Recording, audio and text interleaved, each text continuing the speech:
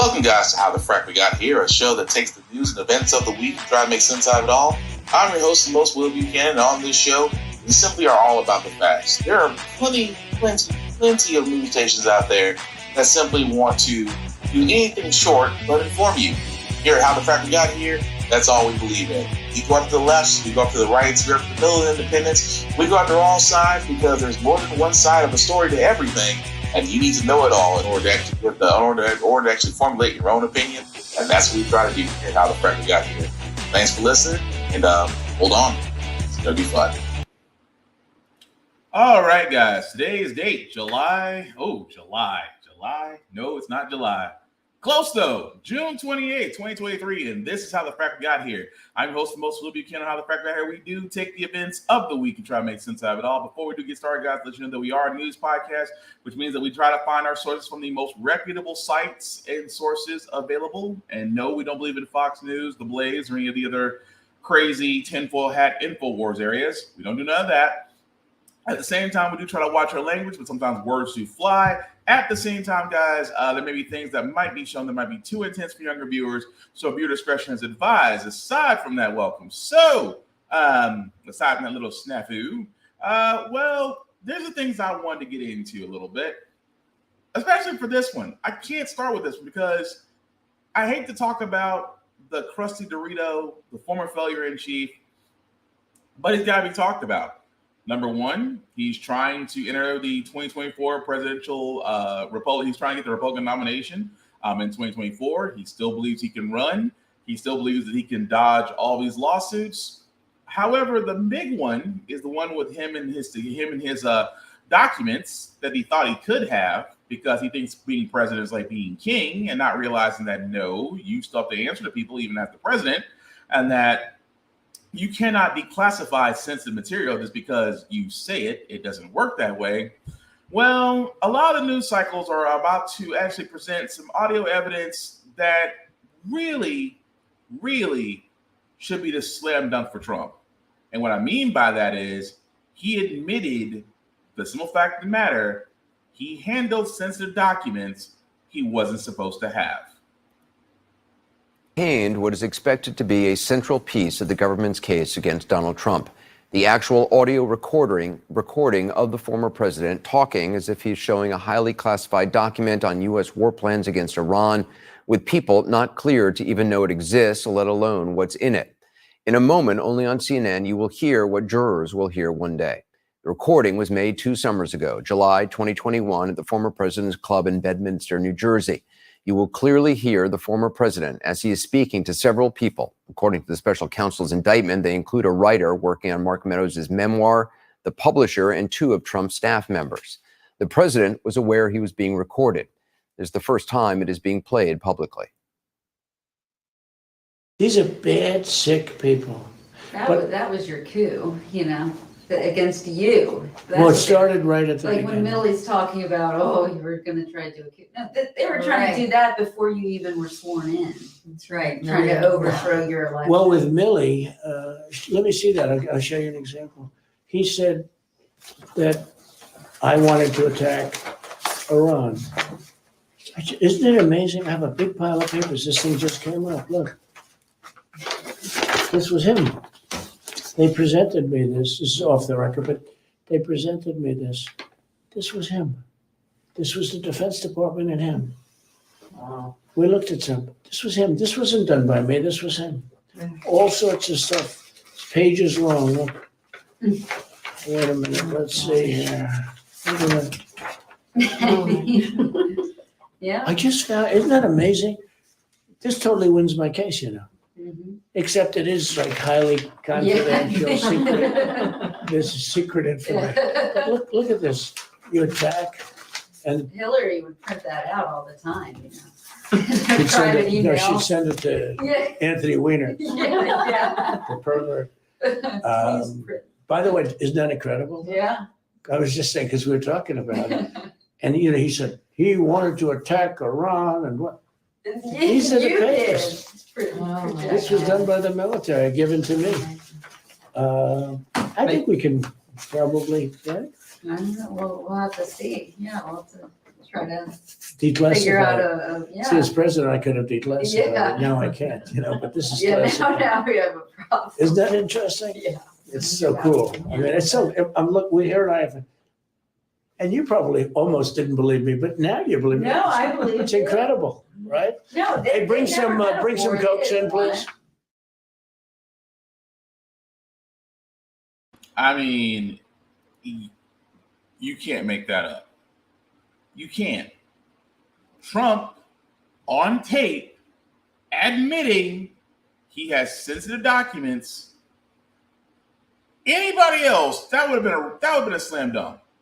That to me is a slam dunk. Case closed. You were caught.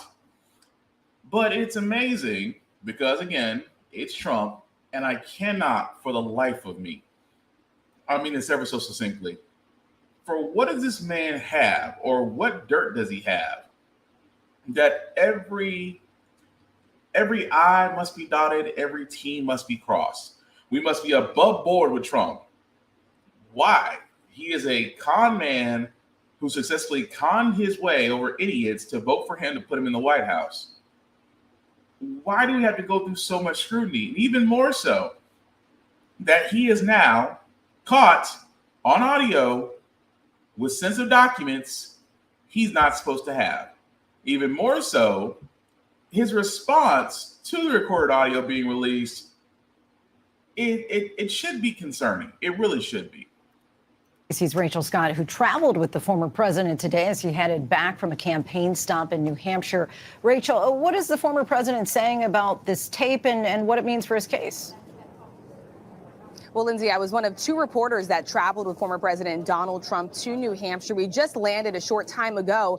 And on the way back, I asked the former president if he had any regrets about how he handled any of the documents. And he said that he does have no regrets. He says that he has done nothing wrong, insisting that he was never showing any classified documents. And when we asked him specifically about a lot of what you heard there in Pierre's piece and that audio recording, the former president would appear to be showing and shuffling through papers, describing what he said was highly confidential, sensitive information. He told us, quote, "I would say it's bravado if you want to know the truth. It was bravado. I was just talking and just holding up papers and talking about it, but I have no documents." He continued to insist throughout the duration of our interview with him that he did nothing wrong. He maintains the fact that he wasn't actually showing classified documents, but you heard the recording for yourself there, Lindsay, as of the American people, the former president describing what he was showing was secret and classified, it appears. But he says he has no regrets. Meanwhile, House Speaker Kevin McCarthy weighed in today. So think about that for a second. He is the one saying, oh, it's just talk, nothing was done. But at the same time, he's repeating himself, I've done nothing wrong. Yeah, you took documents, then refused not to give them back, then decided to hide them, then decided this whole legal mumbo jumbo. Then you asked for a special counsel, which was granted because the special counsel is the guy who was using the audio as the key piece of evidence. So it's almost as if Donald Trump has literally signed his own jail sentence. Because I see a lot of people, especially on the Fox News side, well, we've seen plenty of people take documents they weren't supposed to have. Yes, we've covered it. Joe Biden had documents in an unsecure location. Former Vice President Mike Pence had documents in an unsecure location. But I wonder what's the big difference between them and Trump? Because Biden's people found out, called National Archives, did a little investigation, no harm, no foul. Mike Pence, same thing. His people called National Archives, an investigation was done, no harm, no foul, documents returned, nobody goes to jail. Trump, on the other hand, moved documents all around his Mar-a-Lago estate. The fact that there had to be a correlation between the U.S. attorney, the FBI, and the Secret Service says a lot that Trump believes, and again, and I've said it many times in this podcast, that when Trump was elected, he was already a compromised individual. Now he's a compromised president. But at the same time, now you caught him on tape. What more will it take to finally put this man away? Because trust and believe, he will try to push this to 2024. If he gets his wish and he pushes this to 2024, I am begging the prosecutors and the judges over these cases, please do not extend the time for this man, because he's playing the long game. Because that's what happened when he was president. See, when he was president, he was being investigated. The argument, and I say the argument, this is not law, the argument over the opinion of the Justice Department was that they cannot go after or indict a sitting president. It is not law. There's not a rule. It's simply an opinion. Because the leader of the Department of Justice at the time, which was basically William Barr, decided not to prosecute because he was paid for. So now, what's the hurry? What's the stoppage? You have this man dead to rights. Hopefully, this does not go to 2024. I would like to think that trial happens this year, but we shall see.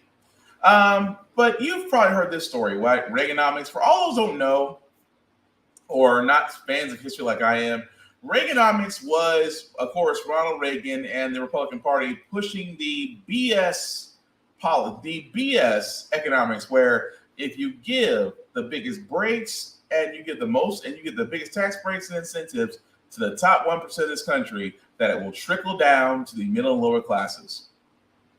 It doesn't work. It's never worked. Because you know why?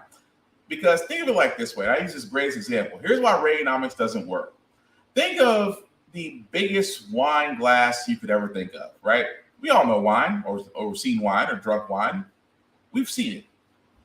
Take the biggest wine glass you can find and you fill it up. Say what you're filling up is incentives and tax breaks. Now you think, okay, all cups have a limit, right? All cups have a limit. You will be right. Except in Reaganomics, it's a bottomless cup. So the top 1% keep getting all the tax breaks and incentives and things of that nature. It never trickles down because they keep consuming it. That's why Reaganomics, forgive my French, is bullshit. Now, why am I talking about this? I am talking about this because current president, Joe Biden, is starting to coin a term. And what that term is, it is called Bidenomics. Now, Bidenomics, which again, President Biden is going to start saying a lot, was the idea that instead of growing the economy from the top, his Bidenomics is basically growing the economy from the middle and the bottom up. Now, again, I feel like this is too little. This is really late as hell, because what he's basically saying for Bidenomics is that we want to give tax breaks to the middle and lower classes, and therefore, if we give them more consuming spending power, the economy does well. This is nothing new. It's been done, and historically, you can look this up. Every time there's a Republican administration, the economy does bad. Anytime there's a Democratic administration, the economy does well, because we literally have to spend our way out of a hole to get us back to where we were. Case in point, Bill Clinton. Bill Clinton actually at one point left the country with a surplus. Now I'm saying a surplus as far as funds, not the national deficit, which was still there at the time. But he left us with a surplus. The economy was in a good place. It was the economic boom of the IT bubble, because that's when a lot of the .com stuff started really taking off. And this was before 2001. Where George Bush came in and said that we need to go after Saddam Hussein under false intelligence, and therefore decided to tank the economy with tax cuts geared toward the rich. The corporate tax cut was slashed from 35% right back down to 21%, and the economy tanked. The reason why I'm saying this is that when Obama got into office, again, breaks were again given to the middle and lower classes, purchasing power was added, the economy improved over 8 years. So what I'm basically saying is, as far as saying that, yes, our capitalistic system runs on the fact that we have to spend our way out of debt, and instead of actually owning debt, is that yes, when the middle and lower classes actually have money and tax breaks to do things, they tend to buy things, not just food, but cars, credit cards, land, things of that nature. Where they spend it on, apparently it does impact and affect other areas. So what does that basically mean? Well, Biden is saying, well, we're going to do this. We are going to focus on the lower and middle classes. We're going to focus on infrastructure, clean energy, and semiconductors.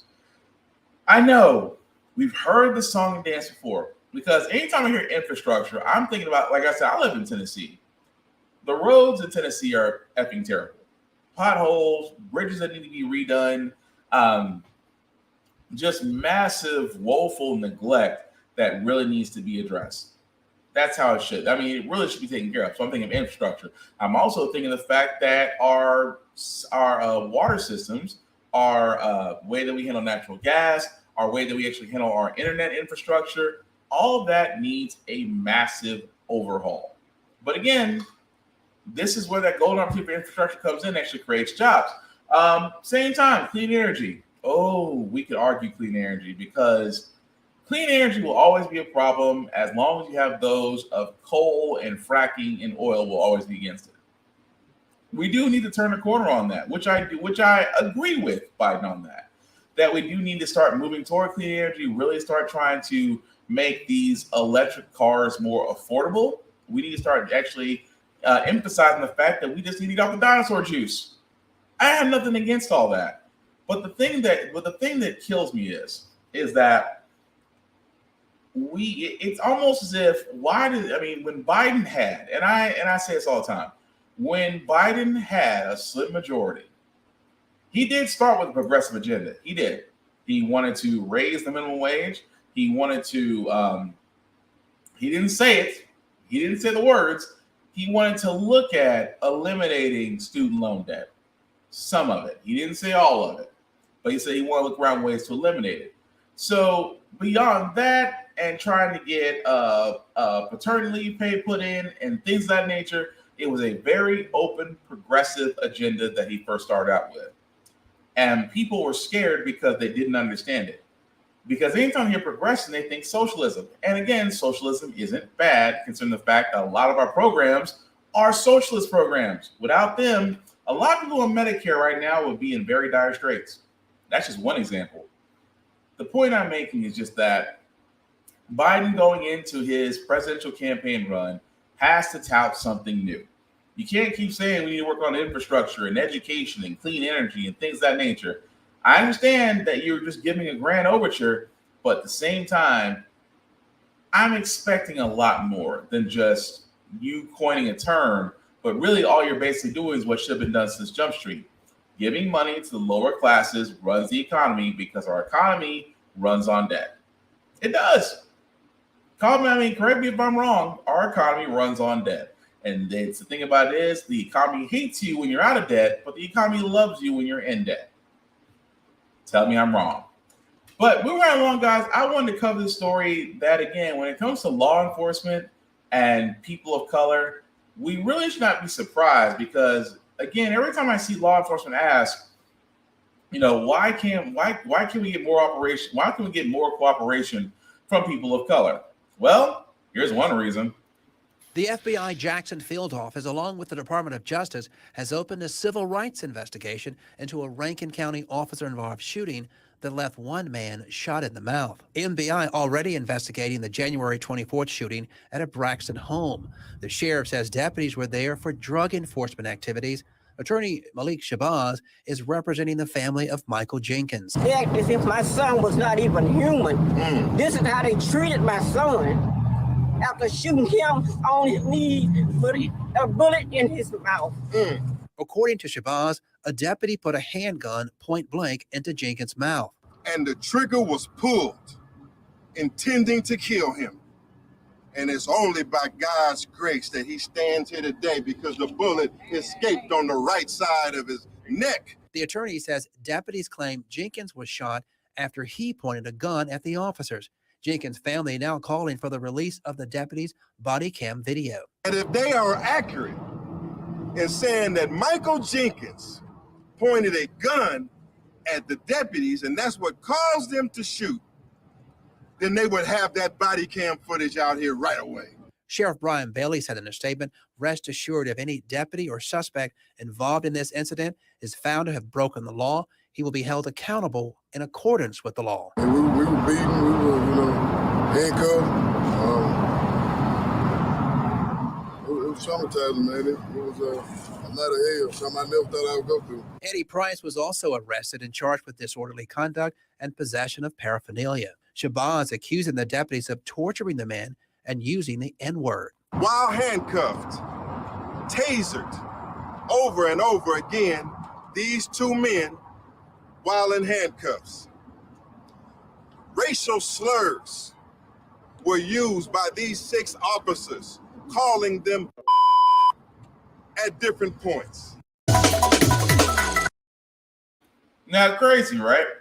That whole story right there, which happened, which definitely did happen in Mississippi, about officers who were part of officers who were part of a drug enforcement unit decided to go into this house and accost these 2 men.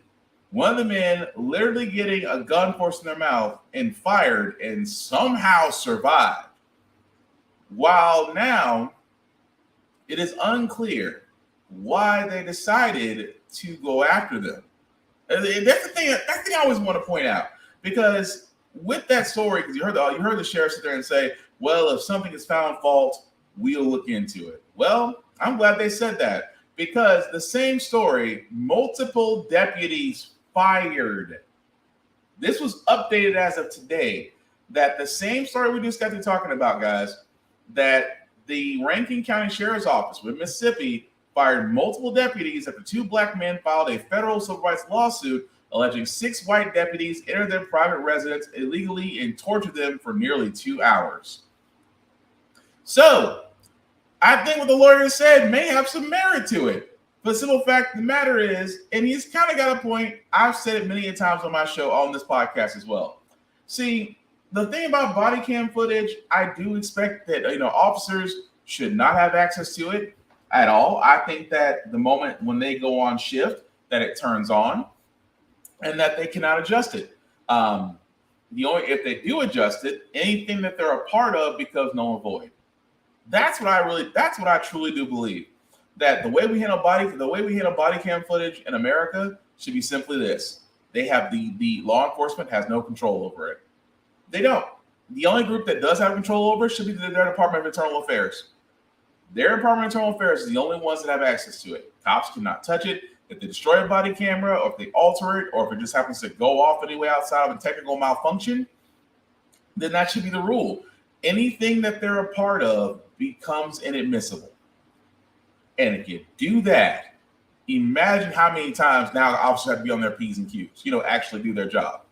Because there's no excuse for that. There is no excuse that those 6 deputies decided to enter a home and do half of that mess. And now, for the simple fact of the matter, 6 deputies that were involved are now fired. All I'm saying is, where's the tape? Where is simply the tape?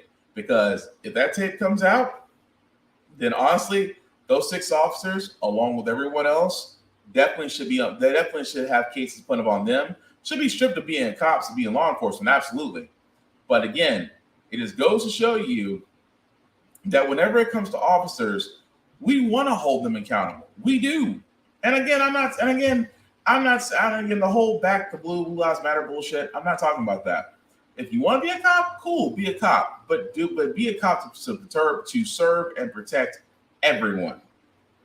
But you can't be looking at black people like potential suspects and treating them and degrading worse than animals. Because I don't care. There is nothing a cop can sit there and tell me that justifies putting your gun in an individual's mouth and then pulling the trigger. That is not protect and serve. That is an execution.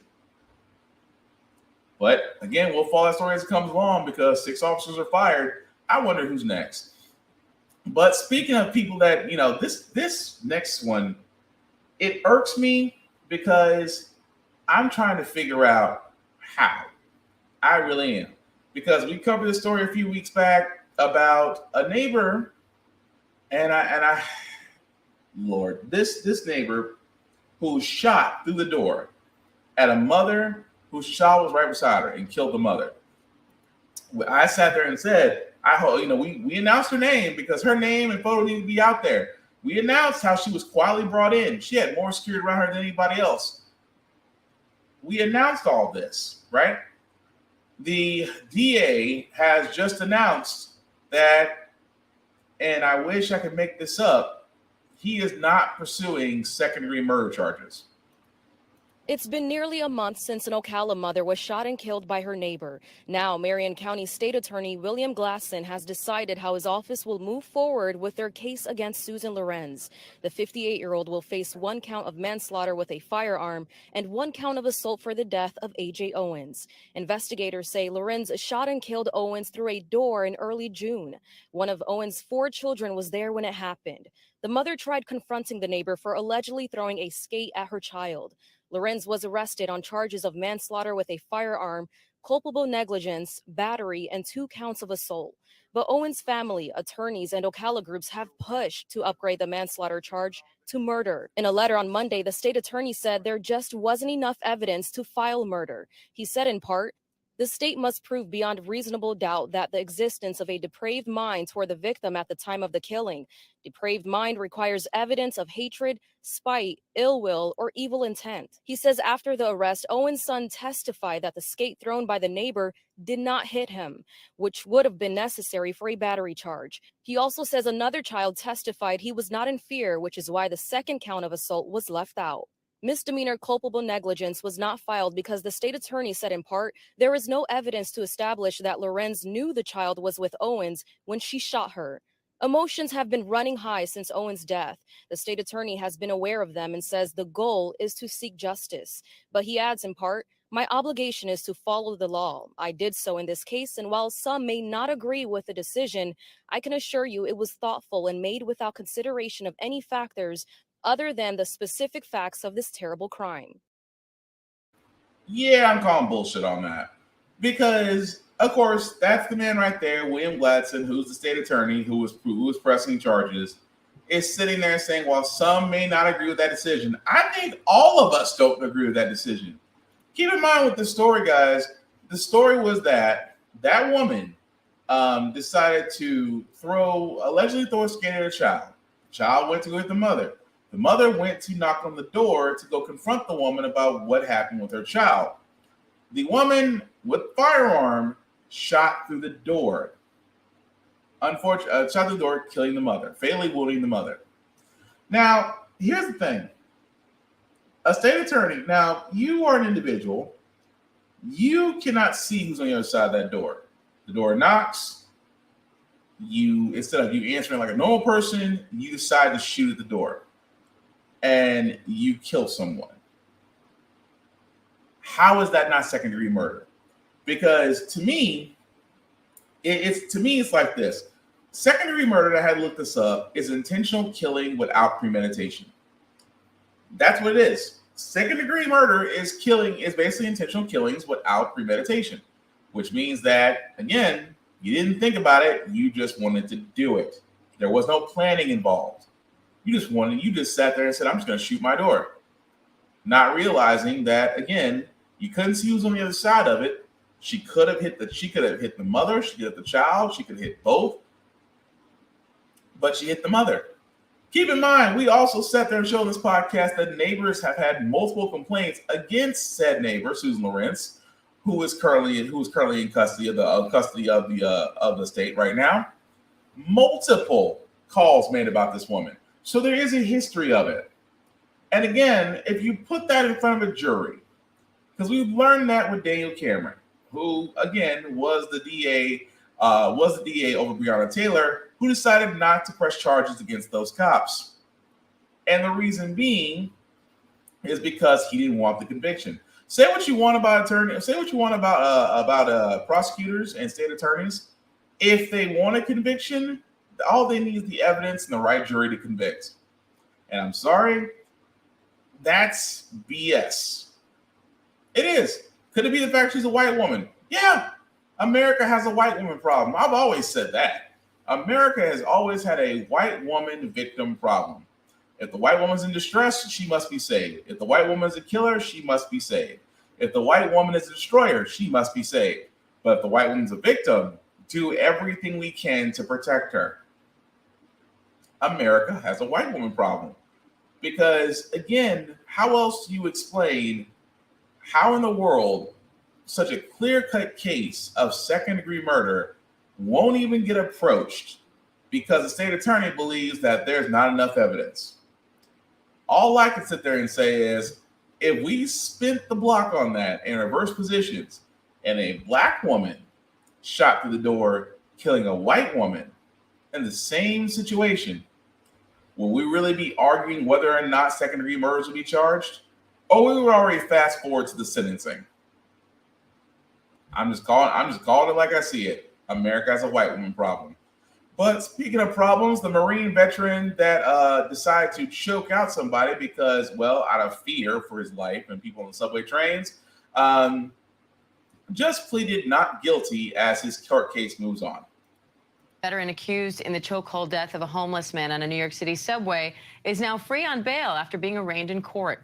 Daniel Penny pleaded not guilty to one count of second-degree manslaughter and another count of criminally negligent homicide in connection with the death of Jordan Neely. Senior investigative reporter Aaron Katersky joins me now, along with ABC News legal contributor Brian Buckmeyer, for more on this. Aaron, what's the latest on this case?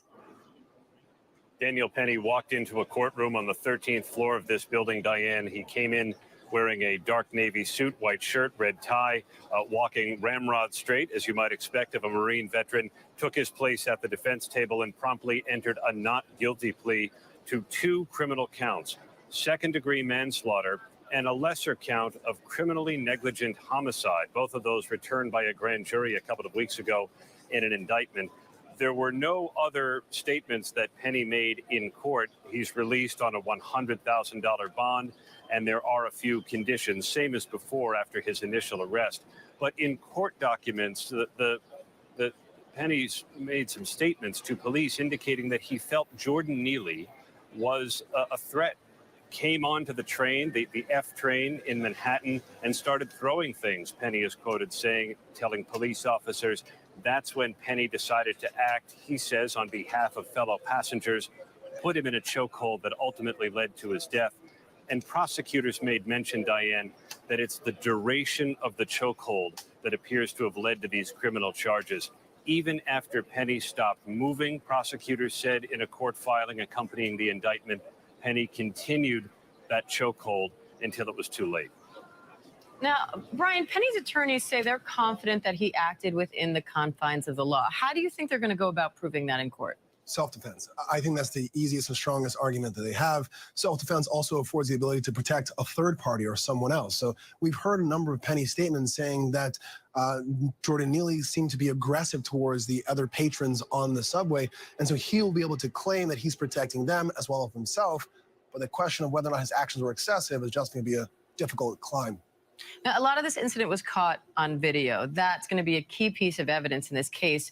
Who do you think it helps more, though, the prosecution or the defense? Right now, I think it helps the prosecution more because it gives us a timeline of the viewer being able to see when Jordan Neely is not moving anymore, and then the choke continues. Penny's got to explain why he continued that chokehold past the point of Neely no longer moving. If he can do that, the video is great for him. But if not, I think the prosecution has a better piece of evidence there. So, Aaron, what are the next steps in this case? Daniel Penny will return to this courthouse in October. That's the next hearing. And in the meantime, prosecutors today will start turning over evidence, including 911 calls, videotaped interviews with eyewitnesses that they took, the statements that Penny and others made to responding police officers on May 1st, the day that this happened.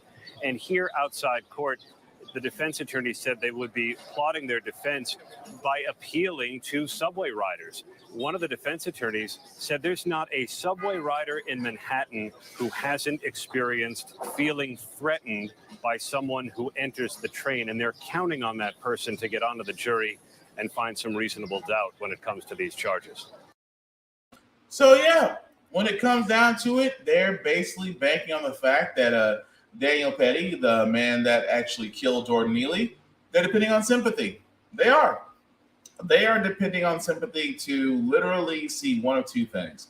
That hopefully, to get the jury to feel sympathetic, that this man decided to act out and defend the people on the train. Although, again, Jordan Neely didn't really cost anyone. He didn't hurt anyone. But yet this man decided that he was going to do so and decided to end his life. with the chokehold. Now, as much as Jordan Neely again, as much as Daniel Penny again is on trial, yeah, he killed a person. He should be held accountable. Again, with Jordan Neely, he wasn't the threat that they're trying to make it out to. But then again, that's the media spin. The media spin on all of it is that, well, he was a threat. So a former Marine, which doesn't really help Daniel Penny's case, because that means you were combat trained, which means you know how to subdue people, even kill people. You know how to do these things because basically that's how you were trained. So they are going to go to self-defense. The fear for my life. Every white person's greatest defense when killing a black person, I feared for my life. That and hoping a sympathetic jury will get him off. But at the same time, why aren't the other two people that were in that video so long ago not on trial themselves? How are they not accomplices or accessories to murder? That's what I want to know, really. But again, we'll follow that story as it progresses. But speaking of things that, I'm not surprised about, but at the same time, I wonder what happens. Amazon is in hot water by the FTC for basically conning people into basically owning Prime memberships. Even more so, making it hard for them to cancel when they don't like it. Trouble for Amazon. The FTC is suing the retail giant, accusing Amazon of tricking and trapping customers with its Prime membership, which costs $14.99 a month. What if it was this easy? The FTC claims Amazon orchestrated a years-long effort to enroll consumers without their consent, saying the site tricks consumers into enrolling and automatically renewing Prime subscriptions. You would go onto Amazon, see something that you wanted to purchase. There would also be an area where you would then be able to sign up for a Prime membership, and it would kind of be cloudy as to which one you were clicking, and then you were signed up. The FTC also accuses Amazon of knowingly making it difficult for consumers to cancel their subscriptions, citing the so-called Iliad flow, described as an intentionally complicated cancellation process, which the FTC compares to a labyrinth. These allegations, the latest in a string of lawsuits levied against Amazon's $514 billion a year business. Just last month, it agreed to pay $25 million over allegations its Alexa devices were recording children and storing the information, though it denied violating the law. It also paid millions over privacy violations involving Ring doorbell cameras. As for this latest lawsuit, Amazon says the FTC's claims are false on the facts and the law, adding, "We make it clear and simple for customers to cancel their Prime membership." The company says it looks forward to proving its case in court. I bet it does, because it's Amazon. And that's the thing. The problem is with most businesses will never see anything criminal. Like, Amazon has unfair business practices. We've heard the horror stories of being an Amazon driver where you have to urinate in areas or places or things you shouldn't have to, but because the algorithm, you're forced to do that. And the uncomfortable positions and conditions in the warehouse, the fact that strikes are happening and that you have labor unions trying to form. And now on top of the fact, the FTC has finally realized Amazon may be tricking customers into Prime memberships. With all that being said, it just makes me wonder, will anything come of it? Will we just see Amazon just pay another fine? Will we see actual things happen? And it's kind of hard because Amazon is literally the e-commerce site for everything. I mean, yours truly, I'm no different. I use Amazon as well, just because I'm able to find things and have them shipped to home, as we all do. And there's nothing wrong with Amazon as far as an idea. It is the fact that it's really the hard slave labor market. At the same time, how they treat their consumers makes no sense. But we will see what happens. I see it may just be another fine.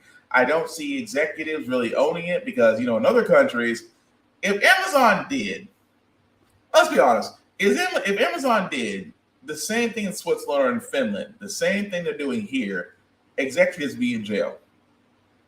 For some odd reason, when it comes to America, executives get a free pass as long as you can pay a fine. Figure that one out. But speaking of things to figure out, because I told you guys this when the GOP got retaken over by Republicans, that people are going to say, well, finally they're going to get this country on track. We're going to curb this spending. We're going to get plans in. We're going to get jobs through. We're going to make Joe Biden understand that enough is enough. In the now going on 5 months since the new Congress has taken over, they did exactly what they told you they're going to do. They're going to investigate everything that the Democrats investigated because they want to say turnabout is fair play. Don't believe me? Merrick Garland, the current Attorney General, Merrick Garland, is about to go in front of a Republican-led Judiciary Committee to literally face criticism over the last couple of Justice Department investigations that have happened, and I guarantee one of them is Trump. So if you're wondering, yes, it is a waste of time. A waste of time. Committee Chair Jim Jordan of Ohio, who surprisingly still isn't in jail, because of the fact that Ohio State's about to get a lot of sexual assault cases to be thrown at them, is leading this group. And they're going to ask the questions that apparently they and Fox News wants to know. That why did you guys take so long to go after Hunter Biden? What about the Proud Boys? And if you don't think for 1 second that Donald Trump will not be a part of that investigation, I got some beachfront property in Ohio I want to sell you. Because that's what we're going to do. This is why I sit there and say it's a waste of time. Because instead of the Republicans actually helping the American people, they decided that, you know what, we're just going to do the same thing you guys did to us. We're going to waste your time and the taxpayers' money to look into something that's simply not there. But on the Democrat side, I love what they're doing because a group of Democrats are basically not only seeking a Supreme Court investigation into Clarence Thomas, they are pushing for Chief Justice John Roberts for an institutional reform at the highest court of the land. And honestly, it's about freaking time. Because I've said this before. When the stories came out that Supreme Court Justice Clarence Thomas was being wooed by a Republican billionaire, taking trips with him, going on his yacht, stuff like that. People never wondered, how does that not influence the Supreme Court justice? It obviously does. Clarence Thomas is no different in the fact that he himself has sat there and said a lot of historical cases they looked at really should be revisited. And again, we've already seen what happens with Roe versus Wade. When Roe versus Wade got overturned, you saw the floodgates fly out. Now, not to go off a tangent, there's other decisions coming from the Supreme Court: affirmative action, the student loan debt, and those are the two biggest ones right now. That they're going to give an answer on affirmative action, which is a story we're going to cover very soon, and the student loan debt on whether or not they want to take that case. But you would think for the highest court in the land, they have to be above board. Everything has to be above board, which means that for the highest court in the land, those justices still have to answer to someone. And the thing about it is, yes, there's an ethics group out there, but that ethics group is only activated by the Chief Supreme Court Justice. In this case, John Roberts.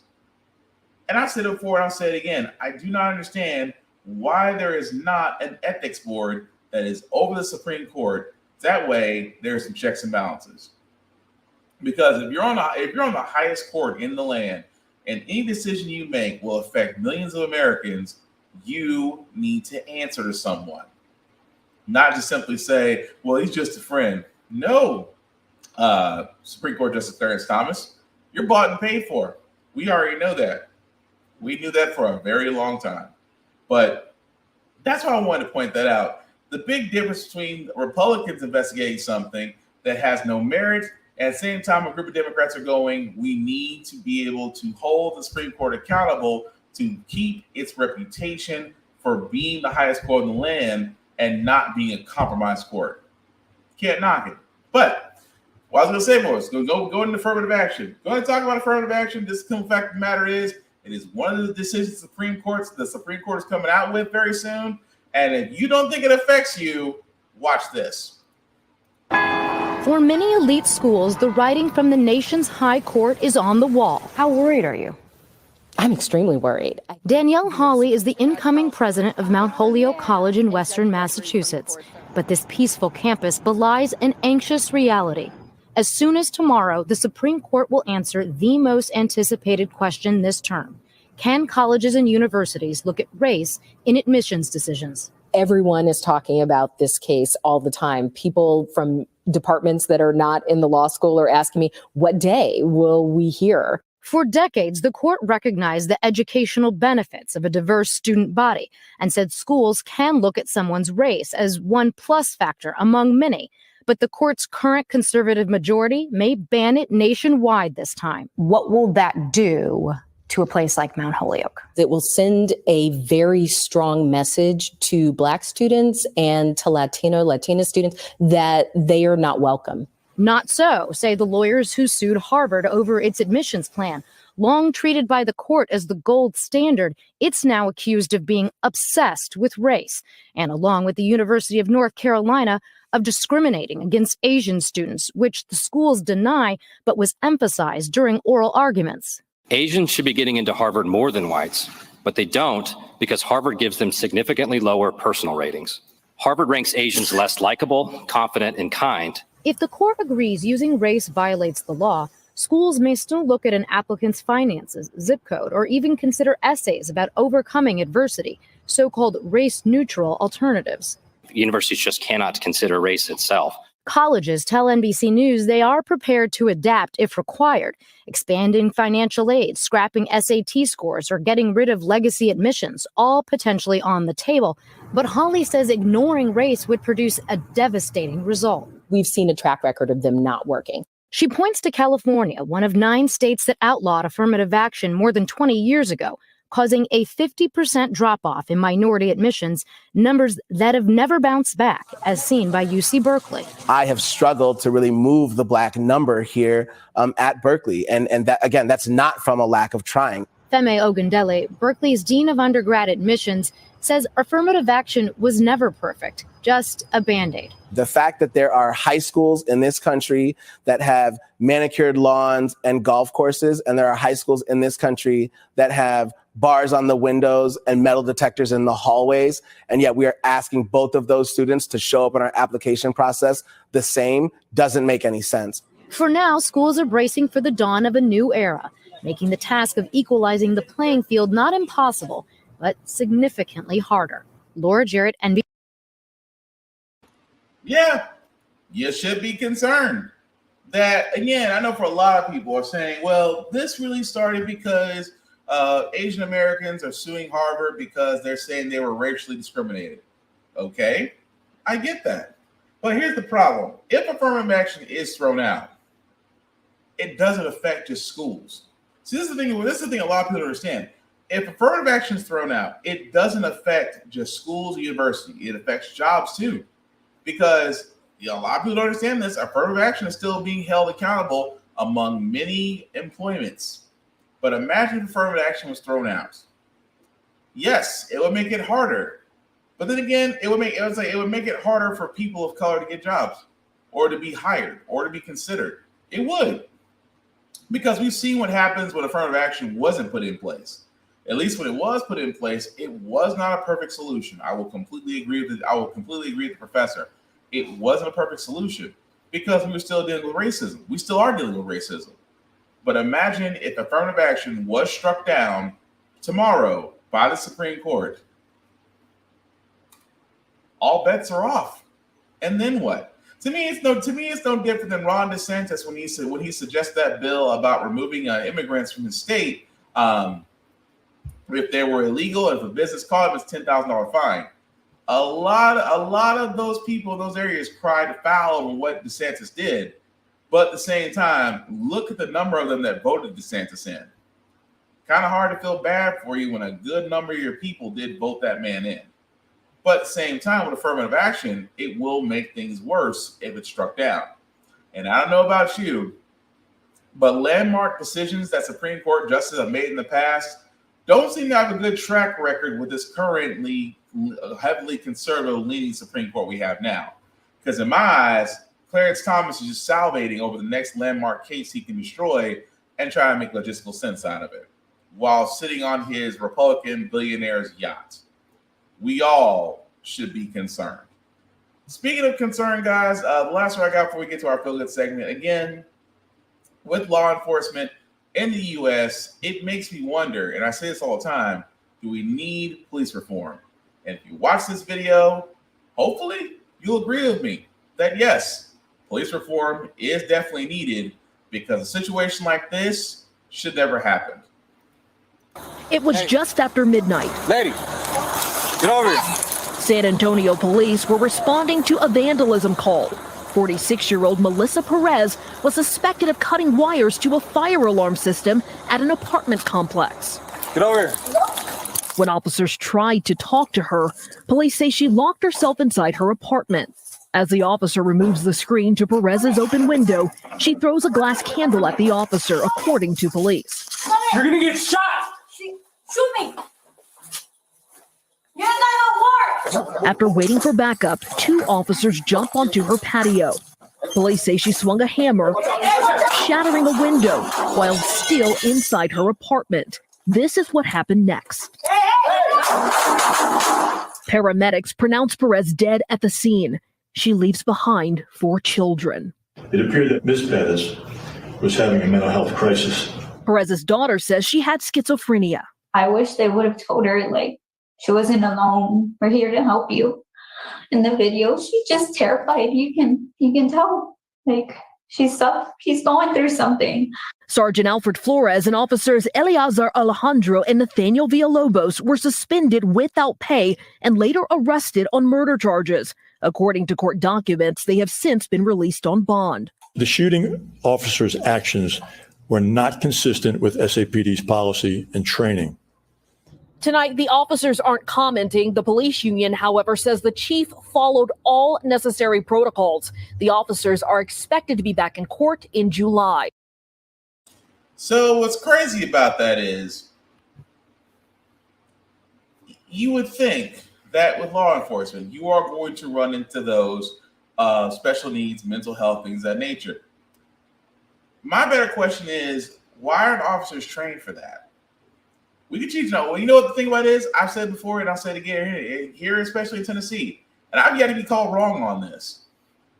You train longer to be an electrician, a plumber, a hairstylist. You train longer in any other trade industry than you do to be a police officer.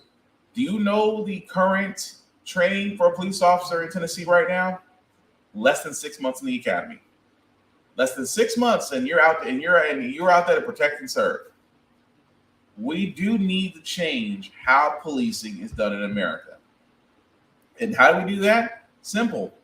We need to actually follow what these other countries are doing. We do require degrees. We do require mental and physical screenings. We do require that you are checked, you are trained in all aspects, including mental health detection and negotiation. Because it is amazing to me that police in America, mostly, and not all of them, but let's be honest, those that shouldn't have badges have no problem rolling in heavy force and deciding to take a life. And I can see people now, Will, she threw a glass candle at him. Okay. Does that mean that she has to die? Well, she was swinging a hammer. Again, they had the numbers. They had the numbers and non-lethal abilities. Did she have to die? It's easy to sit there and go for the gun because that's what law enforcement has been trained to do. That above all else, if you feel your life's in danger, in the threat. That's what they've been trained to do. Not the fact of if she's in mental duress, that we need to figure out ways to calm the situation, de-escalate. Because American cops only know one thing. If they don't respect the badge, they will respect the gun. So yes, it'll be interesting what happens to those 3 officers. The fact that they get charged with murder, which again goes back to Florida with the woman. 3 officers can kill a person straight out, and it's murder. 1 white woman can shoot a black mom through a door, and it's manslaughter. even though the states are different. That happened in California. The officer shooting happened in California. The woman shooting happened in Florida. Make it make sense. That's all I'm saying. But we're going to go move on to our Feel Good segment because usually how the fact we got here, we do cover a lot of things that are doom and gloom, sometimes make use of faith and humanity. But hey, it's hump day, which is Wednesday, tomorrow, which is Friday, which is Thursday. And we will leave you guys out some good vibrations. And nothing is better than a marriage proposal. Yes, love is in the air along with the heat. By the way, please be careful, especially if you're in the South, especially in Texas and those southern states, because all you summer babies are happy now. As for me being a winter baby, I hate this. I hate this time of year, which is summer. But on another note, please be safe, stay hydrated, stay indoors, please stay cool, and all of those things. But marriage proposal. Imagine that you are on an airplane. Airplane bathrooms are uncomfortable. We've all been in one. But imagine you coming out of a bathroom and you suddenly have a crowd and your boyfriend is on one knee. Kind of weird, right? Happened to this woman.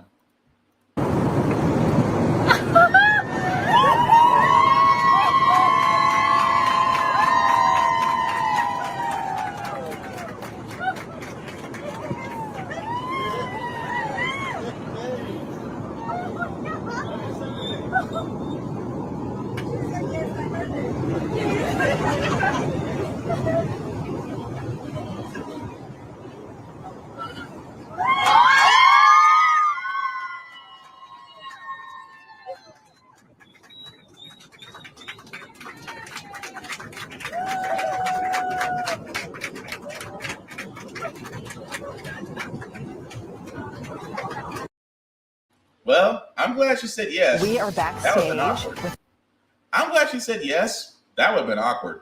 But yeah, that was actually the couple. The guy had set it up, or at least got the airplane's help to set up the surprise proposal while they were in the air. So mazel tov to that couple, because always love to see people come together and commit themselves to holy matrimony.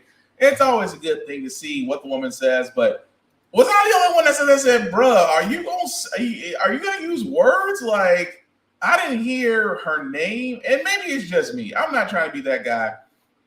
Really and truly, I'm not trying to be that guy.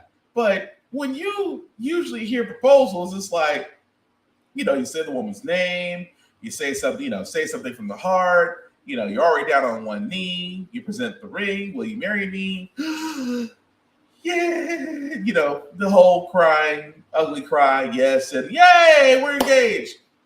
I didn't hear old boy say one thing.